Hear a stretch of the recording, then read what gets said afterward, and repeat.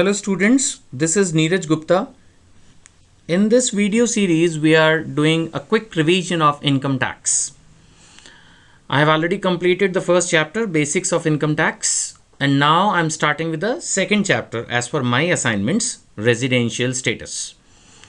मैं एक बार फिर इस बात को रिपीट कर दूं कि quick revision videos are more helpful for my students जिनके पास मेरी डिटेल्ड वीडियो क्लासेस भी हैं, बट जो स्टूडेंट्स ने मेरी वीडियो सब्सक्राइब नहीं की वो भी इनको देख सकते हैं, बट वो प्लीज़ ये ना सोचे कि मैं क्विकली करवा रहा हूँ, पूरा एक्सप्लेन नहीं किया, क्योंकि जैसा मैंने पहले भी कहा मैं अपनी वीडियो क्लासेस में डिटेल में एक्सप्लेन करता हूँ। ये क्विक रिवीजन के एंगल से बनाई गई हैं, तो स्पेशली जो स्टूडेंट्स ने मेरी वीडियो सब्सक्राइब नहीं की वो इनका जितना बेनिफिट ले सकते हैं वो ले लें, क्योंकि ये सभी यूट्यूब पर मैंने अपने यूट्यूब चैनल पर फ्री अपलोड की हुई हैं।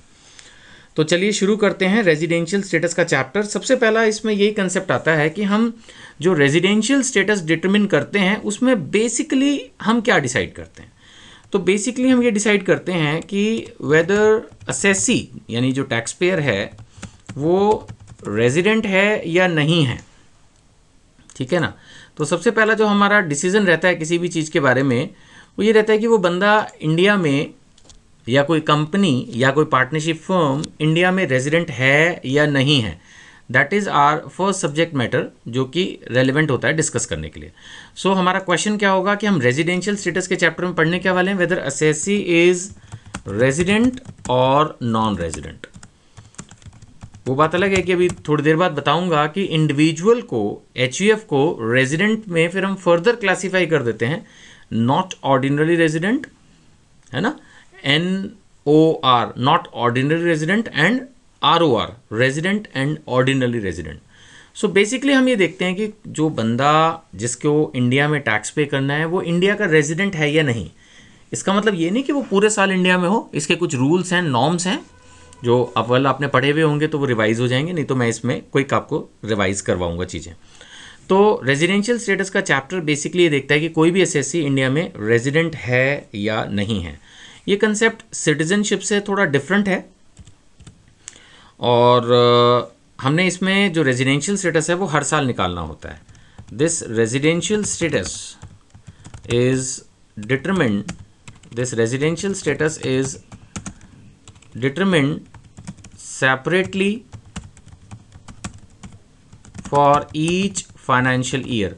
हर फाइनेंशियल ईयर का रेजिडेंशियल स्टेटस अलग निकालना पड़ता है, ठीक है ना, for each financial year and I should say and each country.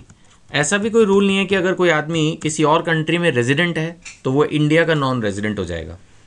हमें इंडिया के लिए सेपरेटली उसका रेजिडेंशियल स्टेटस निकालना ही पड़ेगा और कोई वे आउट नहीं है, राइट। तो एक आदमी एक से ज़्यादा कंट्री में भी रेजिडेंट हो सकता है, मोस्टली कंट्रीज़ में वो नॉन रेजिडेंट तो होता ही है अगर एक में रेजिडेंट है तो, बट होने को एक से ज़्यादा कंट्री में रेजिडेंट भी हो सकता है। और जैसा मैंने समझाया था अभी आपको कि इंडिविजुअल एंड एचयूएफ के केस में a resident is further classified into ROR, that is resident and ordinarily resident, and NOR, that is resident but not ordinarily resident। यानी कि दो तरह के रेजिडेंट्स हो गए, एक जो आमतौर पर यहीं रहते हैं रेजिडेंट एंड ऑर्डिनरली रेजिडेंट, और एक जो आमतौर पर यहाँ नहीं रहते हैं that is resident but not ordinary resident. लेकिन जहाँ तक सवाल है एचयूएफ का फर्म्स का, जहाँ तक सवाल है कंपनी का and other forms of organisation का, उनके दो ही क्लासिफिकेशन होंगे, R एंड NR, यानी वो या तो रेजिडेंट होंगे या नॉन रेजिडेंट होंगे, बात खत्म, ठीक है ना। तो नेक्स्ट वीडियो से मैं आपको क्विकली रिवाइज करवाता हूँ इंडिविजुअल से related provisions, right. Thank you.